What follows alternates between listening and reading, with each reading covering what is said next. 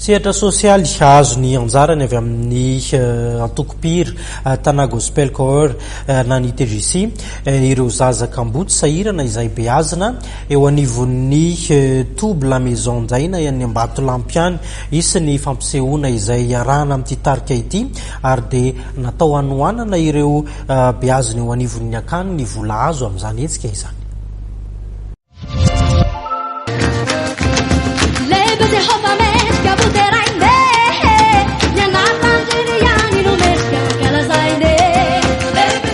Ho fanoanan'ireo ankizy Kambotsy sy sahirana beazina ao amin'ny La Maison Daina Ambatolampy dia isy ny siogoafana natao hitadiavam-bola iarahana amin'ny TGC Tana Gospel Choir nampitondraina ny anarana hoe efa lera ny alahady voalohany volana jolay ho avy izao etsy amin'ny lapan'ny kolontsaina sy ny fanatanjahantena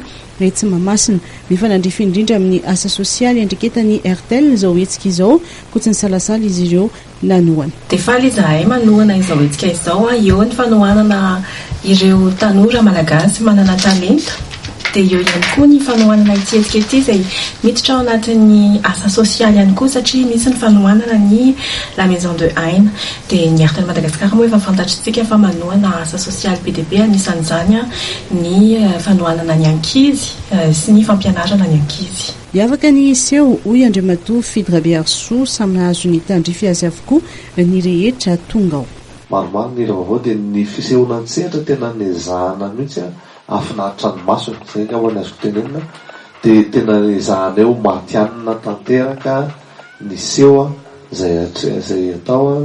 isaona manokana mihitsy ny Ivanko zany eo fikarakarana satria ny Ivanko koa dia anisan'ny mpikarakara tena miezaka manome ataoko hoe qualité professionnelle amin'ny organisation atao dia isaona manokana azy tena faly izay izarandray ny amin'izay ny filazantsara ao anatin'izay zavatra hoe qualité mahafinaritra sy tsara izay.